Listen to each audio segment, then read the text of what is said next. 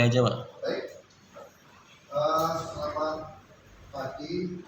Assalamualaikum warahmatullahi wabarakatuh. Waalaikumsalam warahmatullahi wabarakatuh. Hari ini kita akan mengadakan pengajian kepada masyarakat mengenai pelatihan Microsoft Project pada profesional dan mahasiswa. Saya anggap alumni itu kan profesional. Bagaimana kita bisa mengerjakan perencanaan proyek tapi dengan menggunakan Microsoft Project. Sebenarnya ada pernah ya? Tidak pernah kan? Belum ya? Belum pernah kan? Nanti akan dijelaskan ya. Karena kalau masuk Masuki mengenai manajemen proyek itu seperti apa? Kemudian bagaimana caranya untuk menggunakan MS Project untuk proyek yang sederhana aja. Misalnya gini, ada bikin rumah gitu. Bikin rumah itu apa yang mau dibutuhkan? Kira-kira bisa ya, gambar kerja ya. Kalau mau bikin rumah nggak ada gambar terus gimana? Bikin gambar dulu. Terus cari material, cari tukang. Terus kemudian pertama langkah awalnya kan gali-gali itu fondasi, bikin fondasi. Kita bikin fondasi, bikin tembok. Setelah bikin tembok, dia bikin atapnya, bikin atap sekaligus pasang mesin sama pasang listriknya. Kabelnya dipasang di mana? Karena pada saat sebelum finishing itu kabelnya kan nggak masuk ke dalam tembok ya, betul ya? Itu nanti dikasih house cutting itu. Ada yang dari atas itu. Bisa nggak dikerjakan kalau belum ada atapnya? Bisa kan? Berarti kan pekerjaannya kan selesai atapnya dulu baru bisa dikerjakan yang itu. Tapi kita bikin fondasi, temboknya kita bikin apa? Kabelnya nggak mungkin, itu bisa bekerja seperti itu. Tapi pada saat kita pasang listrik kita bisa pasang pin juga bisa. Tapi pasang pin itu tidak akan pernah selesai, tidak akan pernah bisa dilaksanakan kalau pinnya belum dipasang. Saat itu pinnya loh. Ini kalau udah itu lagi, setelah dibikin, semua bikin baru diisi, kita bisa pasang pintu, pasang jendela, diisi. Langkah-langkah pembangunan sebuah rumah itu namanya project. Itu manajemen project. Itu kan kalau bikin latihan pabrik gimana? Ya caranya di tahap tentunya kan kita harus ada gambarnya dulu. Sama seperti orang yang itu kalau mau memasang jaringan kita butuh tanda balik diagram ini. Kalau nggak ada itu ya kita nggak tahu kabelnya dibutuhkan berapa, tahu nggak? Terus apa? Kontaktor butuh berapa, plug itu butuh berapa, itu udah dibutuhkan. Sama manajemen project itu dipakai di elektrik juga di industri tentunya. Karena mata kuliah ada ya Pak, maksudnya mata kuliah ada. Nah, langkah yang awal untuk apa itu manajemen project, saya sampaikan, saya kasih waktu untuk Pak Basuki menjelaskan manajemen project. Silakan Pak Basuki. Iya, terima kasih Pak.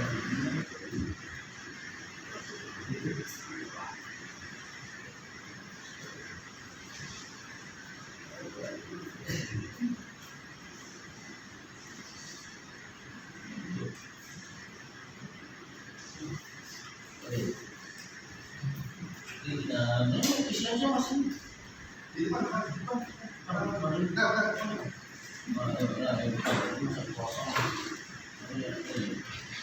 jadi orang berdua ketiga.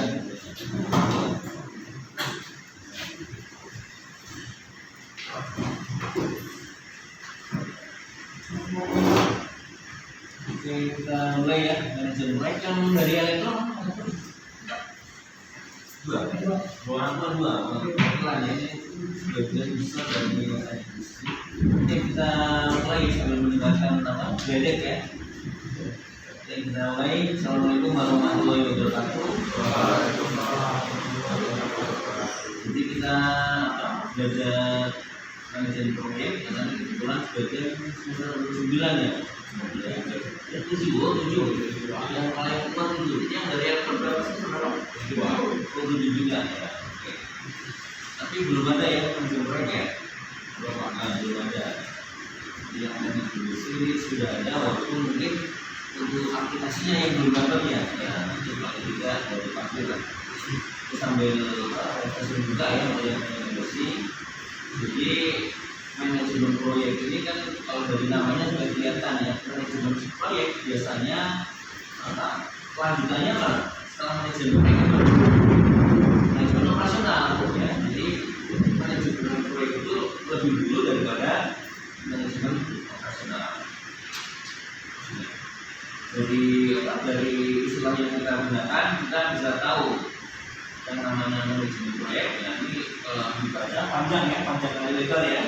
Jadi bisa dikatakan sebagai metode pengelolaan yang dikembangkan secara ilmiah, intensif dan aplikatif untuk menangani suatu proyek dari awal sampai akhir. Artinya bahwa setiap proyek itu pasti ada akhirnya. Jadi harus jadi apakah dalam bentuk fisik ataupun non fisik ya. Dimana terdapat kegiatan perencanaan, organisasi dan sebagainya.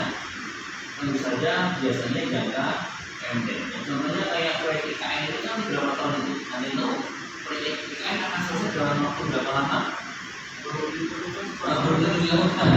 Kira-kira optimisnya berapa lama? 5 tahun jadi? 10 tahun jadi? Tergantung dari investornya. Ya, makanya. Jadi artinya namanya proyek paling tidak kita tahu ada 3 kendala ya. Apa saja kendala proyek? Termasuk sasarannya biaya. Apalagi selain biaya, ketiga biaya. Ya, biaya. Sumber biaya ya termasuk sumber ya biaya, waktu sama kualitas. Jadi kalau biaya ya termasuk sumber daya tadi, karena biaya itu meliputi semua sumber daya, baiknya berupa alat atau yang lain. Jadi kita nggak semua program panjang juga, ini istilahnya ada 57 itu cuma SKS ya. Jadi kita skip aja. Nah, jadi kita pilih-pilih yang sambil mengingatkannya. Jadi kegiatan proyek yang jelas sifatnya dinamis dan tidak rutin atau non rutin. Yang berikutnya kecenderungannya siklusnya pendek. Kalau IKN yang tetap dinamakan proyek, walaupun mungkin umurnya panjang ya, namanya biasanya panjang. Tapi namanya proyek IKN itu kan enggak, bukan proyek itu enggak. Misalnya proyek pembangunan atau kepresidenan, itu satu proyek sendiri. Belum lagi proyek pembangunan untuk gedung DPR MPR-nya. Nah, katanya anggotanya nggak tahu mau pindah mau nggak, katanya dulu nggak mau pindah ya, aneh juga ya. Jadi kalau presidennya pindah, ya mestinya DPR MPR-nya juga mau pindah, karena kementeriannya juga pindah juga, karena kemudian yang sifatnya pusat ya. Yang berikutnya lagi intensitas kegiatan berubah. Itu jelas ya. Yang berikutnya lagi anggaran dan jadwalnya cenderungnya ketat. IKN ini kan sebenarnya ketat selama investornya lancar ya. Kalau investornya nggak lancar, bisa jadi nggak ketat. Nah, kalau nggak ketat, ada kerawanan menjadi proyek yang terbengkalai. Contohnya kayak dulu ya, ada proyek Tambalan di rumah ya. Nah, itu tidak diharapkan ya sampai. Yang berikutnya lagi adalah interdisipliner. Yang interdisipliner itu artinya melibatkan banyak disiplin itu. Ya, termasuk di dalamnya bisa jadi teknik industri. Nah, minimal teknik industri kira-kira akan berperan di mana kalau di proyek? Berperan di mana ya? Bisa di K3-nya, bisa juga di penjadwalannya juga. Ya, artinya kalau teknik industri kita terkenalnya di bagian fungsinya juga, untuk kontrolnya. Artinya antara seperti yang diharapkan dengan kenyataan itu sesuai atau tidak. Nah, mungkin yang kalau yang elektron bagaimana biasanya kalau di proyek? Nah, kalau di proyek, nah instalasi listrikanya ya, walaupun mungkin di situ mungkin sebagian besar adalah industri apa namanya harusnya udah harus kuat ya mas ya. Kalau kan cuma bukan kalau di manajemen proyeknya. Ya, jadi kalau yang listrik dua-duanya lebih kuat ya. Nah, tapi kalau yang kontrolnya mungkin yang asrama, dan biasanya kalau yang melibatkan yang punya kontrol biasanya berkaitan dengan ini apa proyek manufaktur. Nah, misalnya untuk pabrik apa misalnya pabrik sepeda motor. Nah, jadi kontrol terutama kontrol untuk robotnya. Nah, itu masuk ke tadi PLC segala macam. Nah, itu asrama. Sementara untuk instalasi listriknya itu lebih ke harus kuat ya. Itu kalau teknik itu, kalau teknik mesin juga sama. Kalau teknik mesin mungkin ya ke apa mekaniknya ya, bidang mekanik, dan biasanya kerjasama juga dengan itu namanya mekatronika ya, ada istilah mekatronika. Dan yang terakhir ada kemungkinan keperluan sumber dayanya cenderung berubah. Jadi kalau kita tahu bahwa proyek itu punya siklus, biasanya pada siklus awal kebutuhan sumber dayanya relatif kecil atau besar kalau awal biasanya. Nah, kecil ya, karena dia baru tahap konsep ya, dari mulai desain gambar, baru perencanaan keuangan dan sebagainya. Nah, nanti pada tahap apa fabrikasi, nah itu baru mulai banyak ya kebutuhan sumber dayanya, dari mulai mobilisasi, termasuk orangnya, alatnya, sumber daya yang lain. Nah ini sehingga akan berbeda dengan yang operasional. Kalau operasional hampir bertolak belakang walaupun nggak mesti sama. Kalau operasional nggak tahu nih yang elektro kecenderungan itu terjadi proyek atau non proyek mas nanti ke depan. Proyek ya, berarti ada mata kuliah manajemen kalau nggak ada nggak? Manajemen proyeknya ada. Oh, itu berarti masuk ya kalau kita jelas ada ya manajemen ya. Kalau kita khusus memang mata kuliah manajemen proyek. Ya, kita sarankan elektro juga khususnya punya mata kuliah manajemen proyek ya, apalagi pekerjaannya memang di proyek. Ya, itu paling nggak tahu. Karena proyek itu kan ada siklus awal sampai siklus akhir ya. Ini kalau yang tadi elektro mungkin dimaksud di siklus akhir ya, karena berkaitan dengan mobilisasi sampai dengan aplikasinya. Tapi kalau konsepnya paling ya biasanya yang terlibat dalam konsep itu jadi kalau nggak arsitektur, teknik sipil. Tapi kalau memang itu untuk pabrik bisa juga elektronya juga ya, elektro, teknik mesin. TI itu malah lebih ke ini ya, fungsinya ini bukan ya. Kita nggak terlalu tahu elektro, tapi juga nggak terlalu tahu tentang mesinnya. Tapi mengenai fungsinya dia paling tidak ngerti ya, jadi paling itu. Ya. Operasional juga jangka panjang, intensitasnya relatif sama, anggarannya kecenderungannya tidak terlalu ketat, walaupun tetap ketat juga. Karena kalau terlalu boros, nanti yang dihasilkan untuk kegiatan operasional, kalau misalnya kita bikin motor, ya, ada kecenderungan HPP-nya akan cenderung naik atau rendah. Kalau misalnya kita berboros-boros, naik. Ya, kalau harga produknya, kalau HPP-nya naik, berarti harga produksinya naik atau naik juga. Kalau harga naik itu artinya identik dengan mahal. Kalau produknya mahal, cenderungnya laku atau tidak. Ya, makanya produk-produk Cina itu berusaha dia membuat suatu produk yang berkualitas, tapi juga sekaligus murah berkualitas. Contohnya ada yang pegang HP Vivo, Xiaomi, ada. Vivo, Xiaomi ini kan ini produknya sudah made in Indonesia ya, tapi kan mereknya merek Cina ya. Kita tahu bahwa produk merek Cina kecenderungannya harganya relatif lebih murah atau terjangkau, sehingga orang Indonesia, karena kalau kita lihat orang Indonesia itu kan daya belinya di bawah lebih Cina atau tidak akan lebih Cina. Di bawah, Anda lebih kaya dengan orang Cina atau lebih miskin dari orang Cina? Lebih miskin. Kalau yang lebih miskin, Cina itu PDB-nya pendapatan per kapitanya itu sekitar 11.000 sampai 12.000 dolar. Sementara Indonesia itu baru sekitar 5.000. Ya. Yang sudah mau menyamai Cina adalah itu Malaysia ya. Malaysia itu sudah mulai mendekati apa? Negara maju lah. Cina juga sudah mendekati. Tapi kan problemnya ada yang namanya middle income trap ya. Maksudnya enggak middle income trap. Jadi artinya orang negara yang punya pendapatan menengah itu kadang-kadang terjebak di pendapatan yang segitu-gitu aja. Jadi naik susah, turun malah gampang ya. Jadi naiknya susah, turunnya gampang.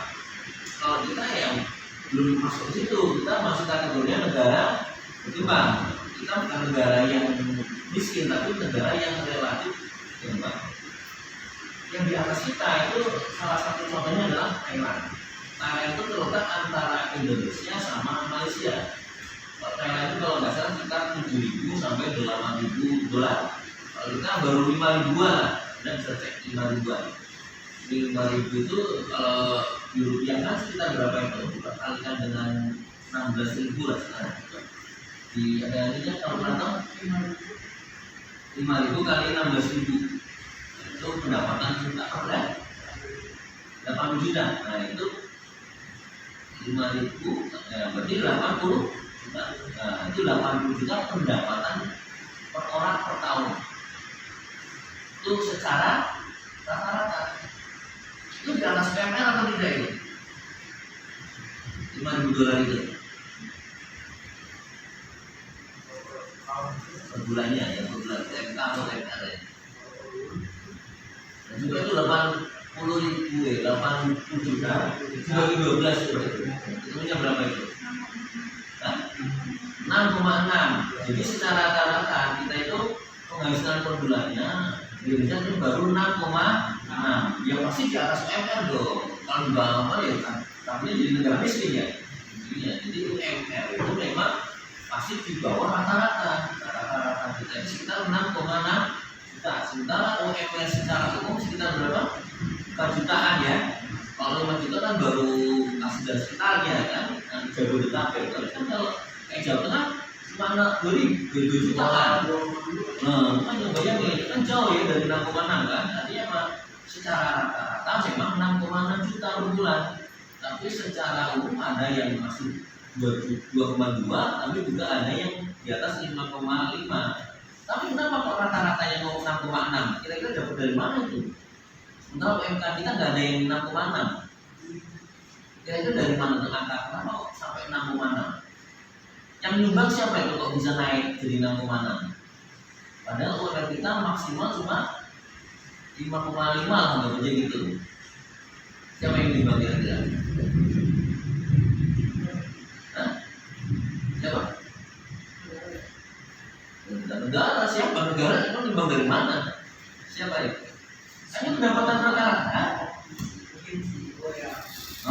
Yang nyumbang adalah orang-orang yang kaya, kira-kira gitulah. Masuk konglomerat atau orang pengusaha yang pendapatannya di atas itu. Jadi kalau di jumlah itu total di rata-rata dibagi dengan jumlah penduduk Indonesia ya ketemunya tadi 6,6 juta tadi. Jadi kalau pendapatan ada 6,6 juta itu masih rata-rata. Dan rata-ratanya itu juga tertolong sama orang yang kaya kan. Ya. Jadi kalau negara ada suatu negara yang gapnya terlalu lebar itu jelek atau bagus? Misalnya yang paling miskin itu pendapatannya cuma 1 juta sebulan. Sementara ada perusahaan yang pendapatannya 1 M sehari.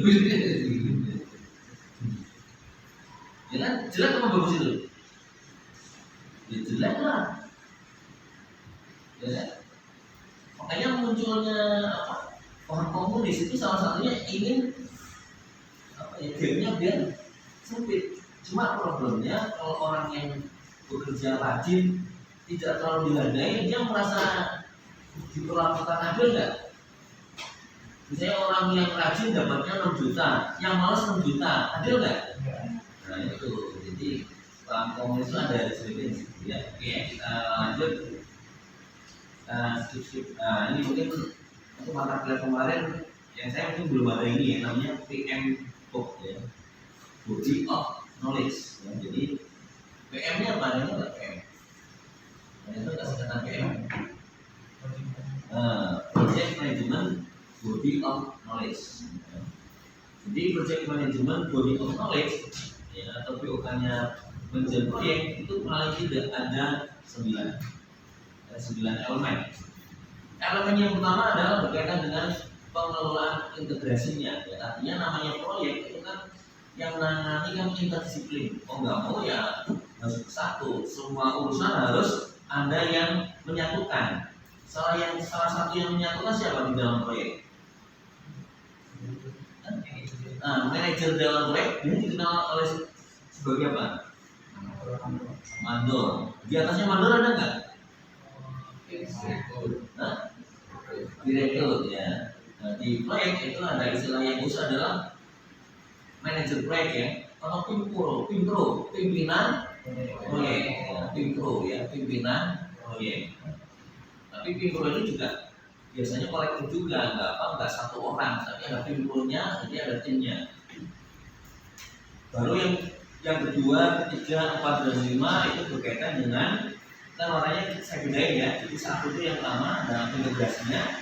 Sementara 2, 3, 4, 5 itu adalah pengelolaan ruang lingkupnya. Dari ruang lingkupnya sempit atau luas. Contohnya kalau proyeknya cuma penanaman kabel FO kan enggak? Nah, fiber optik. Nah, itu kan kira-kira lingkup proyeknya sempit atau luas tuh kalau fiber optik? Kalau masangnya doang. Kan? Sempit ya, karena dia kegiatannya cuma gali ya, penggalian lubang, naruh kabel sama tutup lubang sama pengerasan palingnya. Kalau ada pengerasan, karena kalau tidak dilakukan pengerasan biasanya jeblos ya. Ya, pernah nggak jeblos di galian kayak gitu?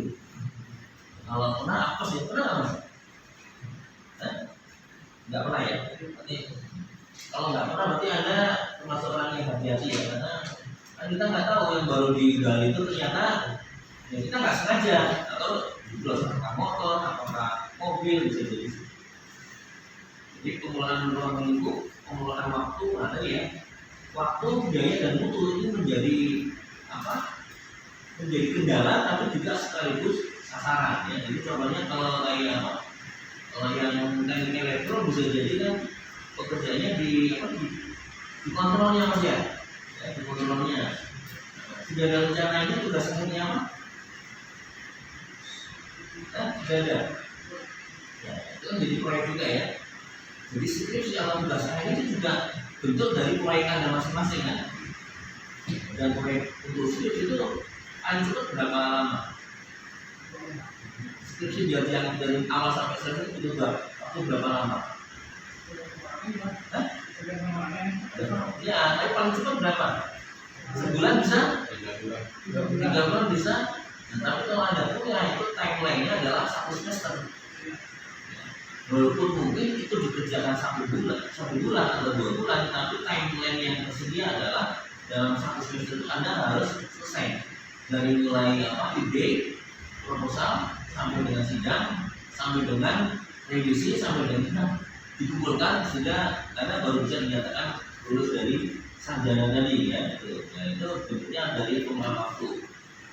Kira-kira kalau biaya gimana? Untuk skripsi biayanya kira-kira berapa? Dari mulai kira-kira saja ya, dari mulai awal ide sampai selesai ya, termasuk Anda bayar untuk seminar, sidang, sampai wisuda kan termasuk ya. Nah itu kira-kira kan kalau untuk S1 kan Anda itu di luar yang lainnya itu kan biasanya 5 juta. Jadi kira-kira butuh berapa juta untuk selesai dari mulai ide sampai selesai termasuk itu? 10 dapat ya. Kalau 10, kalau kita ingin di sini mungkin masih mungkin ya.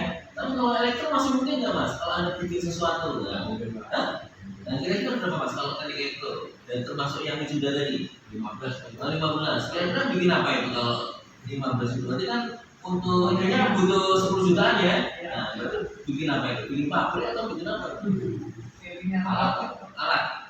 Dan mungkin sebagian alatnya kan dirakit sendiri, tapi kan tetap beli ya elemennya ya. Artinya misalnya chipnya, Arduino atau dan sebagainya kan. Nah itu berarti sekitar itu ya.